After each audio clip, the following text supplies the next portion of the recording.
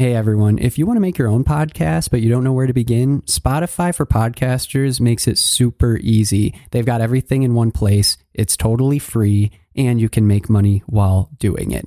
Here's how it works. Spotify for Podcasters lets you record and edit podcasts right from your phone or computer, so no matter what your setup is like, you can start doing it today. Then you can distribute your podcast to Spotify and pretty much everywhere else podcasts are heard. Video podcasts are also supported, and you can even conduct polls and Q&As. With Spotify for Podcasters, you can earn money in a variety of ways, including ads and podcast subscriptions. And best of all, the platform is totally free. No catch, totally free. When I wanted to start my own podcast, I did not know where to begin, and I didn't think it was even possible. And Spotify for Podcasters made it happen. They made it easy, they made it quick, and I am doing something that I love. What more can I ask for? So if you're interested in starting your own show, you can do it, and I highly recommend you give this a try. Download the Spotify for Podcasters app or go to www.spotify.com/podcasters to get started.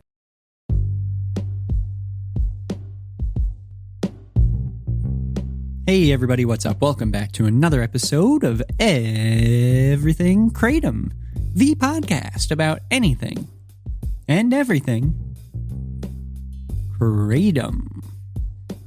Great to have you with us on this Wednesday morning. Hoping all is well. No, hoping all is excellent with you.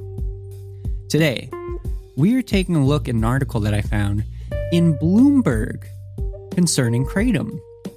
This is a big deal, you guys. Bloomberg. Now, if you would remember, last week, we actually talked about, what the future of Kratom is going to be. Because since the World Health Organization decided that Kratom is not going to be considered for Schedule 1 or critical review, it kind of opened up the doors to what's possible and what's next. And I laid out my thoughts on what I thought that future might be for Kratom and how there's a lot of potential. And we can kind of set a narrative as, those of us who are proponents of Kratom. So I found this article to be very timely in that regard. If you did miss that episode, please do go back and take a listen, because I think that it's very relevant, and it's just kind of neat once in a while. It kind of feels like a personal little win when I kind of think about something and share it with you all, and then a few days later something comes out that is relevant, and it's like, oh wow, very important people are thinking about this too. That's really neat, It's very affirming. So, go me.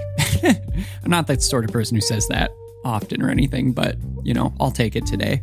And the reason why is because this is really cool. So the link to this article is in the description of this episode, and it's an article in Bloomberg, like I said, part of one of its newsletters this week that just went out a couple days ago, and it is called Opiate Alternative Kratom Spurs Investor Interest. So here it is. And I'm not going to read through the whole thing, of course, but I'm just going to go through a few points that I think is really cool. So it says, recent regulatory win may expand drugs market. It says, investors in cannabis and psychedelic drugs often talk excitedly about their promise to take a slice of the $20 billion plus market for opioids and fix a societal addiction crisis along the way.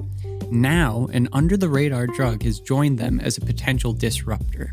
It's already drawing interest from Atai Life Sciences, a biopharma company known for putting psychedelic compounds into clinical trials. And a recent decision from the World Health Organization could help it gain further traction. The drug is called Kratom, and it's made from the ground leaves of a psychoactive plant native to Southeast Asia.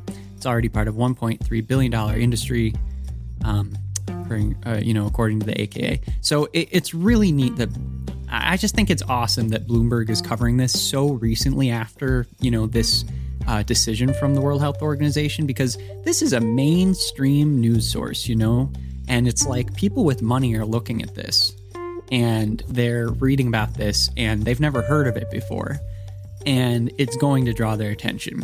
So I think that it's very cool that this is kind of getting out there. And kind of part of that, what I was mentioning last week, this normalization process that I'm hoping takes place over the next few years, now that this huge hurdle is out of the way And we finally have a little bit of room to run with when it comes to discussing Kratom without, the FDA or the DEA breathing down the necks of those who want to use it or to talk about it freely. So it's really neat. Then the article goes on and it talks about, how the agencies, have sought to ban it for, a few years now, but there's been a lot of opposition. And it mentions specifically, and this is the one part of the article I don't like, it says, but, it's faced opposition from some members of Congress, including Democratic Senators Ron Wyden and Cory Booker. Why do we need to know that? Why do you need to make this a political thing? It's one of the few things which I've talked about in past episodes as well. Kratom is one of the few things right now that is not polarized. It's not a political issue. And you really can't say that about hardly anything right now. I've never shared my political beliefs or opinions on here. I never will, because that's not what this is about. And I don't like how this article says Democratic Senators Ron Wyden and Cory Booker, because automatically that makes me think this is like something that Democrats support. They could have said it's supported by this senator and this senator and this senator and this senator. They could have mentioned 2 Republicans, 2 Democrats, because there are 2 Republicans and 2 Democrats to talk about when in relationship to Kratom. It could have talked about the local congressmen, local senators in different states on both sides of the aisle that support Kratom in some sort of Kratom Consumer Protection Act. They could have talked about the one championed in Utah by Republican senators, right? So it's just, that's the one thing that kind of got me about it. But, I'll let it go. So if you can look past the fact that it only mentioned Democrats when it comes to Kratom and not Republicans or independents, this is a pretty great article. It's cool to have it out there for an introductory article for people who are coming from a very different walk of life than those who are kind of on the up and up about Kratom already. It's great. It shows a little map that shows where it's illegal in 6 U.S. states. And after covering that the World Health Organization made their decision, then it talks about, it actually has a quote and some comment from Jen Lauder, who's a marketing and advocacy director for Crack and Kratom. And they're a pretty large company online. I've definitely seen them before. I've never had their products before. And it's just talking about how there's, she says that I definitely think it opens doors for more companies. When people see this is potentially lucrative, that's always the final push they need. I totally agree. I think it's all about money, just the same as pharmaceutical companies wanting to make all of the money, and which is one of the reasons why this has been such an issue to keep, legal but also accessible. It's the same for investors. And think about all of the interesting, quirky investors who are into using psychedelics and, marijuana for all these different medical issues who simply, they just don't know about Kratom yet. This is really good, possibility, it's a good possibility this is going to get this on their radar. So I think it's great for that reason. Then scrolling down here towards the end of the article, it talks a little bit how Kratom gets seized on ships, with trade, and how in terms of like the FDA seizing shipments, it gets seized one of the most amounts of any sort of drug that's labeled new, quote unquote. I found that interesting. Didn't know that. And then finally it gets into a couple of companies that are interested in acquiring other Kratom companies, and one Kratom, company that's looking to create Kratom gum.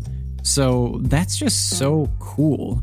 And I love that this article looks at how the normalization process is getting started. And regardless of what you think of Bloomberg, as I've said before, people with money are going to be seeing this. And I just think that that's neat. So thanks so much for listening today. I hope you found this interesting. Again, the article's in the description of this podcast. And if, just as a side note, I try when I'm covering articles to just read bits of it. I don't want to read the whole article too, because I know that might be a boring episode and I don't want to do that to you. But I also understand that a lot of people might not have time to read it or just aren't going to go to the article itself, but you want to know what's in it.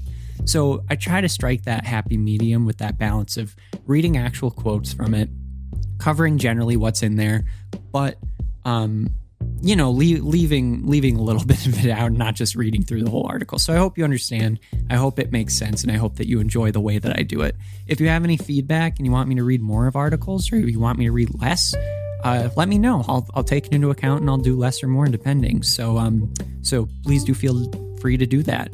But again, the link's in the description of this episode. So thanks so much for listening. Hope everybody's doing great, and be back tomorrow. Have a great day, everybody. Bye-bye.